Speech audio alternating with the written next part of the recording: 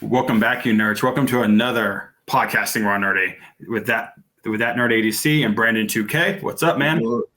Not a whole lot. We got quite a bit to talk about. I mean, I feel like we're gonna get a lot of the DC castings out of the way. I know you guys are really excited to hear about those. Got a crazy signing, some crazy appearances. We're gonna talk about all that stuff. War games, guys. Let's just see where it goes, because man, this is gonna be a roller coaster ride of emotions. So let's get into it. You know, the strikes are done, so news is flowing like water, man. Yes, it is. I'm so excited. There's so much happening, guys. So much. So what's blowing up our Twitter feeds? So let's start with the Marvels, by the way. And this is spoiler, so come back in about 2 minutes if you don't want to hear this. It'll be timestamped at the bottom. The story. We got you. Don't worry, guys. Around here, we don't spoil it or nothing because we know who comes after spoilers, right? You guys seen that commercial? I know you've seen it. But the Marvel's end credit scene shows a familiar mutant. And I'll drop that in 4, 3, 2, 1. If you're still here, you've been warned. You've been warned. Fair warned. Beast appeared in the end credit scene. Kelsey Grammer! Kelsey Grammer's Beast appeared in the end credit scene of the Marvels. A younger looking Beast. It wasn't a super aged Beast like I was kind of expecting. I don't know if you guys have seen the reboot of Frasier, but he's getting a little long in the tooth. But they got him looking fresh as a daisy in this end cut scene. Yeah, and a very CGI'd Beast. I will say that, very CGI'd Beast. But no, it was cool to see him again, as Beast, and even if it was voice only. But I think I was telling Brandon 2K off screen that I think this is more just painting the picture for Deadpool 3. This is more. It's just confirmation, guys. Deadpool 3 is going to be a compilation homage to what was and what is going to be the basically Disney's just complete revamp of the Mutant universe. It also seems the way this is going with the end credit scene and how everything is going, is that we're not going to be in the same universe, guys. Between Venom being teleported between dimensions and leaving a remnant in the Marvel scenery, and now we have confirmed, if you guys have seen that end credit scene. If not, just go Google it, guys. If you guys left before the theater cut, you know better. But anyway, you guys can go and look, and it'll tell. They basically run the scene, and Monica Rambeau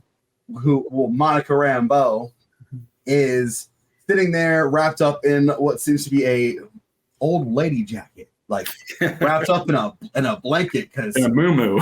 Yeah, like I was like, okay. I mean, it kind of creates that moment when forgive me, her daughter, but it's not really her daughter, sees her in that uniform. It would have been a different reaction if it would have happened initially, but has no idea who her daughter is. She came through and said, "Mom." It's not Mama.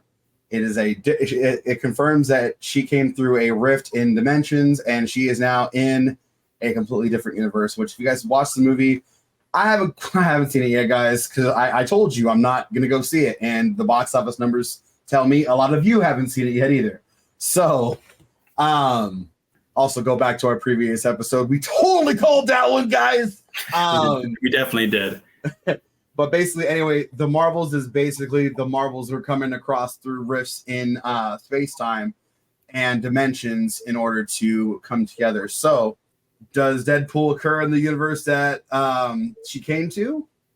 And correct me if I'm wrong in the comments, but I think her mom was dressed up as another mutant, Pulse, possibly.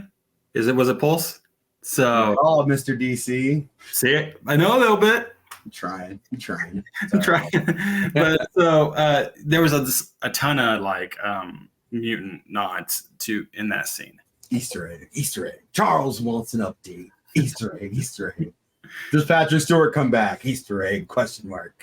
All this stuff, guys. So if you guys haven't seen the end credit scene, you can see it all on YouTube, or just Google it. You'll find it. If you guys haven't seen the Marvels, tell us why. If you have seen it, tell us your review down in the comments. Please, no spoilers. Give us an honest review, because we feel like that IGN8's looking a little soft. Just a little bit. But definitely let us know in the comments, guys. But moving on to a totally different universe, totally different IP. Let's talk a little bit about DC. Oh, so Jon Hamm wants to first, we have one more Marvel. Sorry, I forgot about this one. Jon Hamm wants to play Doctor Doom. Cool. If you guys haven't heard, Daddy Jim Jarn is actually going to be our Reed Richards. It's official, announced everything. They announced pretty much the whole 4, but it's not completely confirmed yet.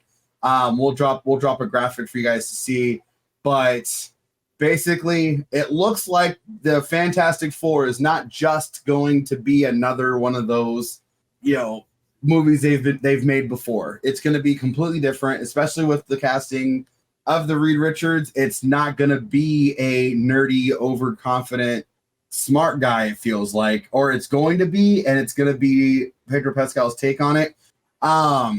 This, to me, with Jon Hamm coming in and saying, I want to play Doctor Doom, it shows that Marvel, like Martin Scorsese, I'm sorry, but people who make good cinema are coming through and trying to make some good cinema with Marvel. Now, is he going to come through and be good cinema?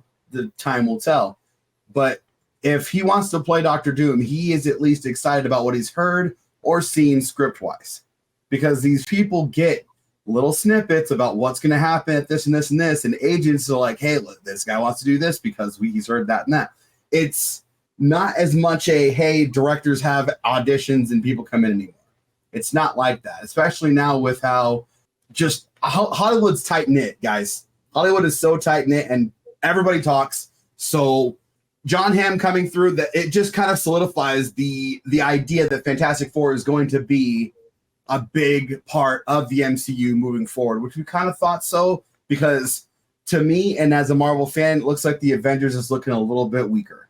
Just because between the aging Captain America and X-Falcon, Sam Wilson, kind of just the chaos the characters are in that are supposed to be our lineup. So I guess we'll see. And, Doctor Doom has been rumored to really make a more big of an impact in the very near future, because it's rumored that he's going to replace the spot that Kang would have had, because everything going on with Jonathan Majors, and that they may want to go more Doctor Doom route. And also to connect this to DC, when I hear Jon Hamm, he's been fan cast as Batman for the longest time. Personally, I see him more as a Two-Face, but that's either here or there. I think Two-Face he would kill that role. But moving on to DC officially now. Legacy cast Sara Sampaio as Eve Teschmacher. Eve Teschmacher is the assistant to Lex Luthor. So we definitely know we're getting Lex at this point. I mean, there's no doubt about it. She's more little less known than Mercy. Mercy being the one people mainly think of when they think of Lex Luthor's assistant. Gun for a hand, sort of robotic chick. Cyber action oriented, I would say. Say Teschmacher is more of a. What's a good example? I have to cut this. I'm trying to think. She's more of a face, cute, and it shows in their casting as well, because Sarah's not necessarily a big actress. I was say, what has she done? I'm trying to think. Not a lot. She's acted in Kanye West music video. She was in Billions for an episode music video. She's most known for being a Victoria's Secret angel. That's her claim to fame. It's the role of Eve Teschmacher then, because she's always depicted as this gorgeous. And Sara Sampaio is absolutely gorgeous, but I'm thinking more along the lines of the chick who replaced Megan Fox in the Transformers, where it's more of a just a cute face type situation, which follows in with the character. So I get the casting, so it makes sense. It does give her a chance to actually act, I hope, a little bit. So maybe this is just the next step for her career, and to be not just a face, but a face that has to act. Especially if Eve Teschmacher has stayability and is not just a one filming, you're done, sort of thing. Because I could see how they could go from Eve Teschmacher and maybe combine stories to maybe Eve Teschmacher becomes Mercy, because like Eve Teschmacher gets caught in like a bombing or something like that, or a fire, and they rebuild her to be Mercy. I could see how James Gunn can maybe merge those assistants that way. So also I could see gives them an out if she doesn't work out. Right. But another casting that was done is Skyler Gisondo as Jimmy Olsen. Once again, another actor I am not too familiar with. I recognize his face, and I don't know why. If anyone in here has seen The Righteous Gemstones, he is amazing in that show. He's got bit parts in a bunch of stuff. He's more of a funny guy, which kind of goes along with the lines of Jimmy Olsen. He can get down and dirty if he needs to, so I think that fits really well with the Jimmy Olsen casting. I did read that with everything going on with Israel, Gaza Strip, Palestine situation, that Skyler's kind of been pegged as a Zionist, which is not a good thing. Like, it's too one-sided, I guess. Everyone's more free Palestine nowadays. I don't know. This is not a political channel, guys. We're just here to talk about nerdy stuff. But he has been receiving a lot of backlash for the casting because of his affiliations. He's got IDF, Israeli Defense Force people on his X account. And honestly, people, it doesn't matter. Whatever a person believes doesn't necessarily fall into their acting skills and stuff like that. I am excited for the casting. He is in dire need of chances to show his chops, and I think this will be a chance, and it's a good casting. This whole backlash situation, I hope, doesn't deter them from this casting. In my opinion, it's a solid casting. He's a great actor. He kind of looks like a little bit like Paul Dano to me. I was gonna say he looks like the guy who plays the bear.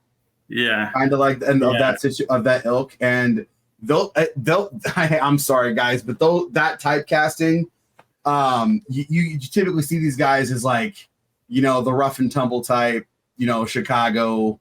And that's kind of what Skyler is in Righteous Gemstones. His grandfather's a pastor of a mega church, and it's got John Goodman. His dad is Danny Bridges, and he is a stuntman in Hollywood and comes back and wants to help run stuff. So it's very cool. It's same type of casting there. Jimmy Olsen's another type casting for him as well, but it's a chance to get in front of more eyes, I believe. So yeah, and hopefully, like, this Jimmy Olsen's done way better than Zack Snyder's Jimmy Olsen, who like died in like the first like minute of him being on screen was killed by a terrorist. So hopefully, just Jimmy Olsen actually has some staying power and is actually part of the Daily Planet for more than 1 second. That kind of secures it with this casting too, I believe. Yeah. So far, you're liking these castings so far. So far, they're good. They're good. So Legacy casts Gabriela de Faría as the engineer. So the engineer is one of the main members of the Authority. Yep. So this confirms that the Authority most likely is going to have a presence in Legacy, or is going to, my guess is probably be formed by the end of Legacy, 1 to 2. Like, one thing that a lot of trades are, I don't know if this is an assumption because the anti-hero element, but they're painting the engineer as a villain in Legacy, which I don't necessarily see as being true, because the engineer is an anti-hero. She's not a villain. Doesn't mean James Gunn can't make her a villain, but I don't see it happening. I see the engineer as being an anti-hero like she's always been. There's been several engineers, and since they're going with Gabriela de Faría, because the first engineer, and correct me if I'm wrong in the comments, because like very well could be, but I think I'm on the right track here. The first engineer was a guy, and the second engineer is a woman. So they're going with, so I don't know if they're going to allude to there being an engineer prior to this engineer, but I'm pretty sure she's playing the second variation of the engineer. I would agree with that too. So. Yeah, and the Angela Spica engineer is what it seems like, a shape-shifting and nanotechnology industry. Another casting that can be anybody. Could be anybody, and could get them through, and they could get them through as long as they get someone who can get them through the first movie. I think this whoever the antagonist for this movie, I think it's going to be the engineers. What they're saying. That doesn't mean he defeats her and she's gone. But it sets up, because I know we were talking about James Gunn's kind of infatuation with the Authority and how he wants to bring them to the camera. This sets up a way for them to make her. Notice they don't. From what I've read, you keep saying villain. I keep seeing antagonist, which isn't always a villain. So maybe she just is going to be the setup for all the Authority stuff, and she just kind of sets the foundation. If that was the case, I would probably find someone a little stronger to set the foundation. But again, we also talked about bringing people in that have that staying power and longevity, and she's not done a ton. So it lends to the thing of just continuation and the things I talked about DC sorry, I can't talk today. That DC was kind of lacking was the continuity situation and being able to sustain or run with actors. And I feel like the Snyderverse kind of started it. They didn't like the direction and stuff like that, so they just kind of like stopped. And I guess they're just going from this with all that. But here, neither nor there. But what I'm seeing is the castings are setting up longevity. Every one of these actors that we see are being cast are young, not necessarily. I wouldn't say inexperienced. I would say not as big, not as big name, and hasn't been in people's faces enough for people to be sick of them. They can grow into these roles. Exactly, that one. I think that this is definitely a chance for each one of these people. And you could say a lot of that is a lot of the same about the DCEU under Zack Snyder. I mean, Henry Cavill wasn't a household name. The Witcher had just come out right after that, though. Like, he was getting ready to be, and like he had the whole like everyone was doing the whole like arm reload situation that he did in I forgot what movie that was. Uncle, the man from Uncle, the whole arm reload thing was viral. Is that post his announcement being Superman or before? Hold on, maybe right before. That's a good ask. That's a great ask. And then you have Gal. Most likely, most people just knew her from Fast and the Furious prior to that. Her little role in that. Really, the only person that was like has some star name power was maybe Ezra, because he was that casting made sense to me until he messed up. With him, Perks of Being a Wallflower and a couple other movies like that. I feel like he didn't quite get in front of with Henry Cavill. I think so Man of Steel came out in 2013. Men of Uncle came out in 2015. I don't think they had the whole DCEU thing set up or the Snyderverse situation set up quite yet. I think that I was in between all of that, so we didn't know if he was going to continue being Superman. I think the movies he did between Man of Steel and Batman vs Superman solidified that his ability to do that. I think. Yeah, I can see that. But yeah, I'm loving. I agree with you. I love where Gunn's going with this. He's not like making like Angelina Jolie the engineer or something like that. Exactly, which would have been terrible. So like, I'm glad that he's not doing that, and he's going after these names that he obviously saw something in and thinks can handle the part. So because there's some roles, and we're about to get into them, where I think you need somebody with a name. And there's roles where I don't think you do. So going into Lex, for instance. So Bradley Cooper was eyed for the role of Lex Luthor in James Gunn's DCU before the person we're about to talk about apparently got it. So I think Bradley Cooper could have pulled it off just because Bradley Cooper's a good actor. I mean, insert good actor here, and they probably could do a good job. Yeah. Is he like on my short list of somebody I would think about for Lex? No. But do I think like he could have done it? Yeah. Just because he's a good actor. What do you think? Missed opportunity. Billy Zane. Billy Zane. If he was young enough to do it, like it'd be the spot because he's racially ambiguous and he looks like the Superman animated series Lex Luthor. That'd have been great. But I think you're right. I think Bradley's too big for the role. I think everybody would like. It's kind of like the whole like Matt Rife situation where his comedy's okay, but women love how he looks, so he gets a lot of fame that way too. Mm-hmm. I think his star power would have pulled away from the movie a little bit. Mm-hmm. Especially we talked about. Especially opposite David Cornsweet. Like, you need somebody who is not going to outshine your Superman. And I think so with Lex, you want a little bit, and I think they kind of went that way a little bit. Like with the Kevin Spacey situation, I feel like that was a big outshine. I think that was just a little too much, but I think the movie handled it well and kind of diminished him as an actor. He wasn't written as he was written as a good Lex. He wasn't written as a good Kevin Spacey Lex, if that makes sense. Right.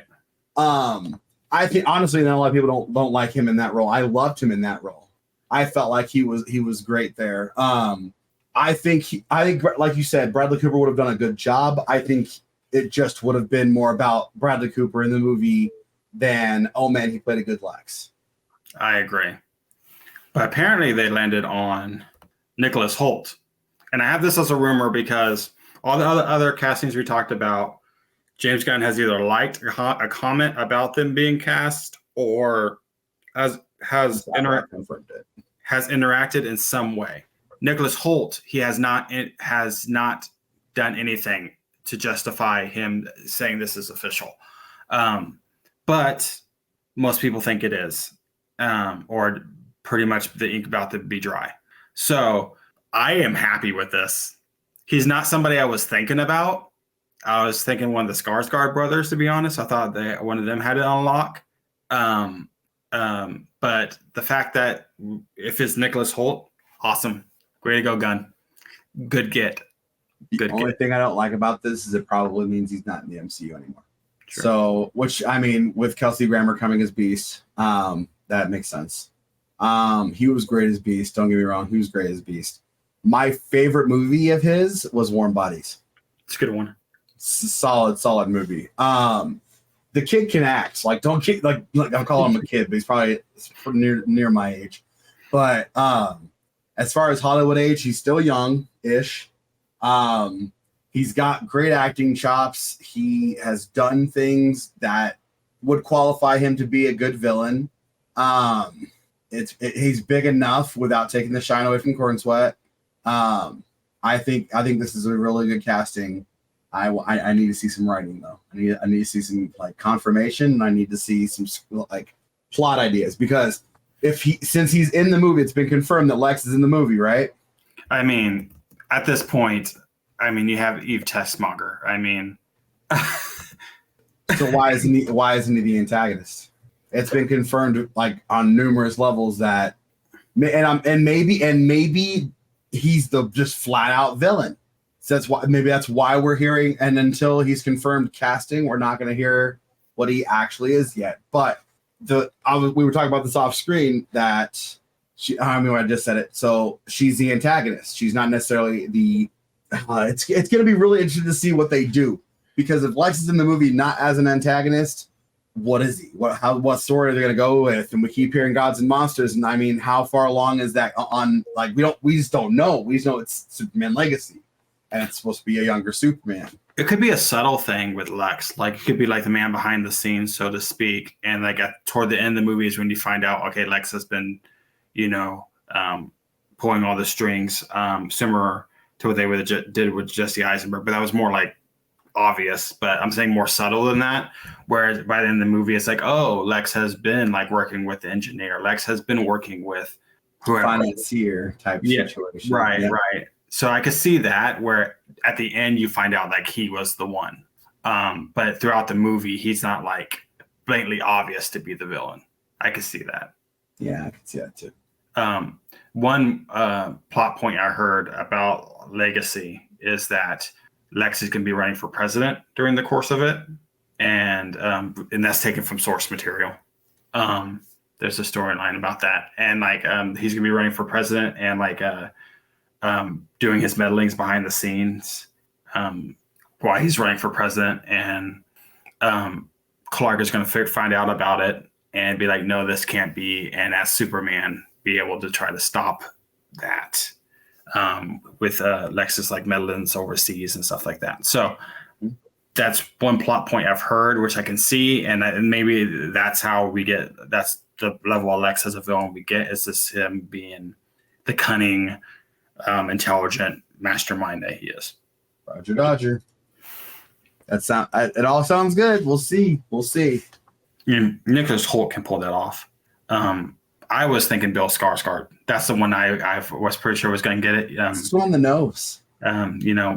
Especially with him coming off it. Like, I think he could have done an excellent Lex. Like, it's true. Video game corner. What do we have, man? So, video game corner, guys. So, we have Gangs of Sherwood coming out, which I am so excited for. It's basically another look at Robin Hood. It's a 4-person co-op game. You're going to be able to dive right in, and you're going to take from the rich to give to the poor, but also to level up your player. It's not just going to be your standard bow and arrow, guys. You get compound bows. You got Little John, Friar Tuck, and Maid Marian helping you out. They all get different abilities. It's going to be a really cool game. Definitely check that out. I've got my hands on 2 pre-alpha releases right now. I'm working on those. I will get more information to you guys as I'm allowed, but we are knee deep in some game tests, so I'll make sure to get some more information to you guys. I did get my hands on EAFC. I've been tearing that up. If you guys haven't gotten that, it is a big refresh on the FIFA franchise. They're pushing so much good content out of that game, which if you guys are sick of Madden and 2K, like I've been getting my periodical breaks between game testing and playing 2K, I jump into my EAFC. I'm also excited for Baldur's Gate to drop on console. It drops to Xbox Series X in December. Make sure you guys watch for that. They're like saying it's for sure December, but they haven't quite got the specific date. Just keep your eyes open for that. I believe it'll be on your Game Pass. Also, make sure you guys take a look at Lord of the Rings Return to Moria. That looks like a lot of fun. They brought back the original actor for Gimli to voice act that, which is love that. Make sure you guys check that out. A lot of cool stuff as the dwarves return to Moria and rebuild after the Lord of the Rings saga. Just some really cool stuff. Avatar Frontiers of Pandora is coming. That's a PC, PS5, and Xbox Series X release, so definitely next gen with Avatar with the CGI. Of course it is. Make sure you guys check that out. And last but certainly not least, we are hearing a bit about a Hitman Blood Money Reprisal is going to be basically a remake for the Switch. Make sure you guys are looking out for that. We also have John Carter, Warlord of Mars, that is coming to PC in the distant near future. We don't have a firm release date, but that game, we haven't had a game John Carter since the movie came out. If you guys don't know who John Carter is, go to Disney Plus, type it in. If you see Gambit jumping around on a planet with some weird green aliens, you have found the right movie. Basically, this game is very quietly creeping into our minds because people just forgot about that horrible movie and have no. I liked it. I think it was fun. It definitely didn't, hit the notes for other people, but John Carter is a cool story. If you guys haven't read it, go read it. But a game, John Carter, basically the human goes to Mars and it's a time travels. Just go look. It's very cool.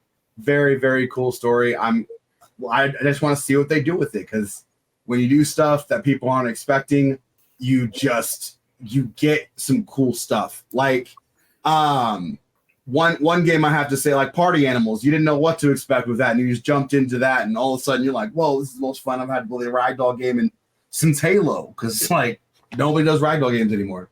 So John Carter, interesting. Definitely check it out.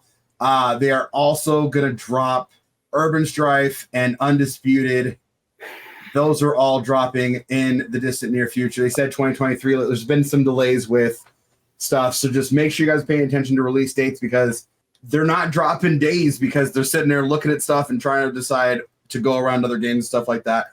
Make sure you guys are paying attention to your releases because you probably didn't even hear about the John Carter game until you popped in this video game corner. So make sure you guys are looking for your releases. IGN's surprisingly good with making sure they have dates updated. So just if you're excited for something, check it out.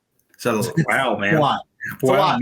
It's a lot. So also, guys, let me know what Black Friday deals you guys picked up. TikTok shop. This is I forgot with the green screen. This is a electric Volt Xbox controller that I found on TikTok shop. I paid $28.11, guys. Shipped to my house from newegg.com, not from China. Newegg.com came in a actual like Xbox, Microsoft box, certified Xbox controller. Cyber Monday. If you guys let me know what you guys got. I want to hear in the comments. If you guys know of any deals that are happening, pop them in the comments. You never know. We're also going to probably get you guys some video game and accessories and PC accessory lists for your holiday shopping for your nerds. Make sure you guys stay tuned for that as well. For sure. Like we're gonna have the hookup for you for the holiday season for sure. Absolutely. So right here. Let's move on to some wrestling talk, man. Because there's a lot going on right now. Can we talk about something happy first? Can we talk about something happy first? Well, some people this is happy. This is going to be a little bit of hot take action as well because it's about to get a little heated in here. So let's talk about CM Punk returning to WWE. CM Punk returned at Survivor Series. You hypocrite! Exactly. You double two-faced swine! Yes. So this is like the worst kept secret. And everybody was still surprised. People are like, is he? I was telling Brandon this. So I think it was Friday. It was either Thursday or Friday. They remastered Cult of Personality. Like the actual band Living Color, right? Yeah. Remastered Cult of Personality. What did he walk out to, guys? It didn't sound like your old school one. Sounded kind of brand new. They even called it the 2023 remastered version. And as soon as they dropped that, I was like, Punk's going somewhere. And because why else would you be doing this? So that they can collect money on that as well. Yes. And I'm like, the place that makes the most sense for him to go is the WWE because, let's be frank, no other promotion has the money that Punk wants.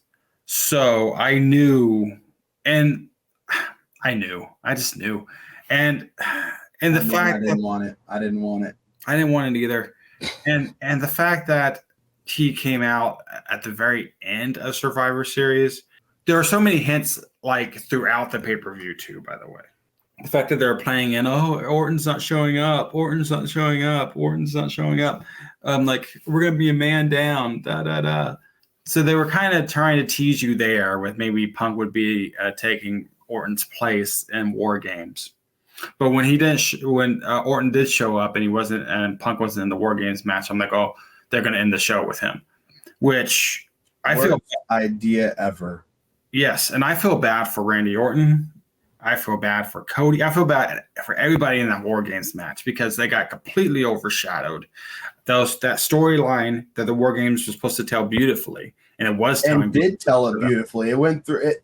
That was probably one of my favorite War Game matches of all time. Like, don't get me wrong, I'm a filthy casual, but watching Randy come back and that spot he did off the cage RKO. If you guys haven't seen it, it's beautiful. It's a beautiful way to go, kid, for taking that bump. It was just it was a nice magical moment for Randy, and he looked so good. Yes. And for that piece of crap to walk out at the end and not even like work out for them. They did not get Will Ospreay. So Will Ospreay joins AEW. So apparently Tony Khan gave Will Ospreay a deal that no one would pass up. And no one else could match. Yeah. So I don't blame Will Ospreay for this decision. Gets to stay in the UK, flies in when he needs to fly in, works when he needs to work, and trains and stays where he wants to stay and doesn't have to travel near as often. Exactly. And at the end of the day, Will Ospreay on weekly television is Will Ospreay on weekly television. So the fact that if AEW uses him on the regular, which they better, Cody. The fact that if I could see Will Ospreay on a semi-regular basis, that's a win. I agree. Especially now that I'm not going to be watching any more WWE. I need something to watch, Tony. Come on, man. Yeah. Like if Will Ospreay would have landed with the WWE, I don't think I would be happy about that. I'd be looking at a lot of clips. I think I even told you this. I think we talked about this. We knew he was going to end up at AEW or TNA. And then we both agreed as long as he's being used, we're happy. Yeah. So CM Punk goes to WWE in basically the same time frame, or Ospreay goes to AEW. I think AEW wins this one, in my opinion. in my opinion, Ospreay's better television. I mean, if you guys want to watch SpongeBob, there's going to be plenty of SpongeBob over at WWE. Right. Yeah, you get Plankton screaming, wrestler safety, it's stupid. Blah. No. I guarantee you that they got a chip in his brain. They got the little what did Cartman have? The V chip. All right. they got their pushing up button. I guarantee it. But no, this Will Ospreay deserves to be on weekly television, and just the quality of wrestling is going to be on AEW, guys. Unfortunately, I wanted it to be more on TNA, but I'll still watch TNA, obviously. But yeah, Will Ospreay going to AEW means we get to see him more, which is a win for everybody. Exactly. So let us know what you guys think of Punk joining WWE, Will Ospreay being in AEW, all these crazy things that are happening in the world of wrestling right now. And unlike you fanboy CM Punk babies, we're okay with any comments in the comment section as long as you guys don't get too personal with it. Somebody came at us for being mulattoes a couple of videos back, which I'm dark enough. I'm dark enough. Just because we got light-skinned Adrian, he's not even light-skinned. He is computer bleached, y'all. I am true. It's very much true. Like I'm much darker in person, that's for sure. Exactly. Stick to the content, guys. We want to talk about the information and stuff that's happening. Don't come at us personally. I mean, I can take it. I'm not CM Punk. I don't cry when someone talks about me. But talk to me about my take. Don't talk to me about my skin color. Everybody love everybody. ELE. Nothing wrong with being mulatto, man. Nothing wrong with it. Not even a little bit. the original men look like me. Look like a friend. Name that reference, y'all. By the way, we're almost 200 subscribers. If you guys haven't, click that subscribe button below my fat head. Please make sure you guys click that. We are 2 away. If you guys haven't heard, also, we're still giving. Hold on.